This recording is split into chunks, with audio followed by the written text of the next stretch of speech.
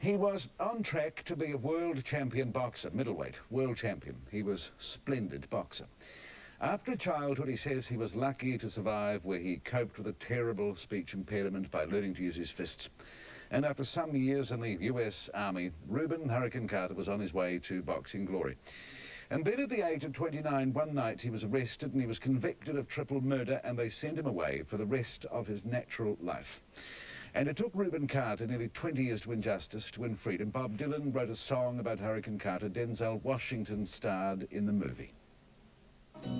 Carter is the slave name that was given to my forefathers and was passed on to me. Hurricane is the professional name that I acquired later on in life. It's one of America's great injustices. Reuben Hurricane Carter is no murderer. 20 years I've spent locked up in a cage. Back in the 60s, he was ready to take on the world, to take on the best. But the promising young boxer was wrongly accused of murdering 3 white people. I was going for a pack of cigarettes. I heard a couple shots. I saw these 2 color guys that come out of the bar. One of them was... One of them was Reuben Carter. Found guilty, he was sentenced to life. You have legal custody over my body, but I'm innocent. I've committed no crime. He wrote a book, Round 16. He called it the toughest and longest fight of all, the fight for freedom and justice.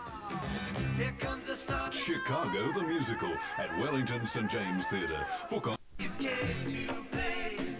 It took 19 years, but he won that final round.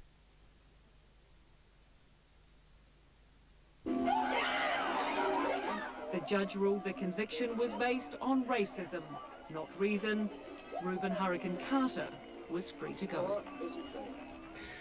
So eventually Reuben Carter became free. He lives now in Toronto in Canada, and he campaigns for those he believes are wrongly convicted. And he's in New Zealand at the moment to visit and support David Bain, whom he saw at the Christchurch prison this afternoon. And Reuben Carter's with us from Christchurch. What did you tell David Bain, Reuben? Well, it wasn't so much what I was telling David Bain, but what David was telling me. That's what really excited me and interested me. David talked, and we talked quite extensively. He talked about his family in such a manner in which one cannot possibly believe that this person could possibly hurt those people that he loved, and particularly nobody else. I looked at David Bain, and I saw not a prisoner, not an inmate. I saw a person who is still very much aware of what's going on and is very much fighting for his life. And he's joined by all the freedom-loving people of New Zealand. It's wonderful. What did he tell you about how he survives, or about desires he has to clear his name? Well, in prison, all you can do is survive. Prison is the lowest level of human existence that a human being can exist on without being dead.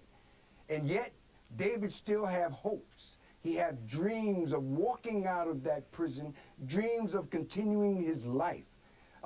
David is a person that it should not be in prison. It just shouldn't. I mean, if you've been in prison as long as I've been in prison, you know those people who belong in prison and those people who do not belong in prison. David Baines do not belong in prison. It is a very complex case, though, Reuben, and a lot of people watching this are going to be saying, well, you've been in the country 5 minutes. Huh? Yes, yes, I understand that. We are not here to disrupt or to second-guess the penal system. We're not here to upset anyone's apple cart. We're here because good citizens of New Zealand, particularly Joe Curran, applied to our association to look into this case. And that's what we're doing, looking into it, just trying to see, to help someone. And that's what we need more on this earth than anything else, people helping people. How do you choose the cases you champion? Is it simply the evidence or the research, or is there an instinct about it as well? Do you have a feeling? Well, Paul, it's a little bit of all of those things. But we do not defend guilty people. There's lawyers aplenty to defend guilty people. We only defend innocent people. And we obtain that information by an independent investigation, independent of the police, independent of the Crown or the prosecutor, and independent of everything. And when we go out there and reinvestigate the case for ourselves, and if we continue to believe that that person has been wrongly convicted, we will go to the wall for that person, because innocent people should not be in prison. Was there any one simple little thing, it might even have been a tiny thing this afternoon with David Bain, that made you think this man should not be there, as you say you now think? Yeah, he has a beautiful smile. It's just warm, and it just lights up everything. And it's not phony. It's not fake. It's real. And I can feel it. And judging from the papers, judging from the fact that he didn't have his alibi witnesses in court, from the fact that there was perjury involved in this. I mean, there are many instances which I will not get into the details of it all because it's confidential, plus it's still under arbitration. But David Baines is the type of person that would make a good citizen in New Zealand.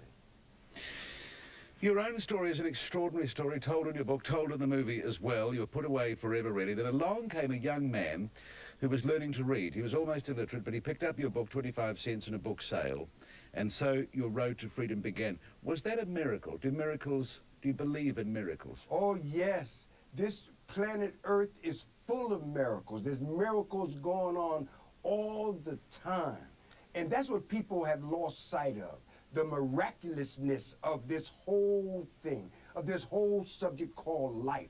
It is miraculous. And if you are willing to get into it and to understand it and believe in yourself beyond what other people feel, believe, or think, if you believe in yourself, there is nothing that you cannot do.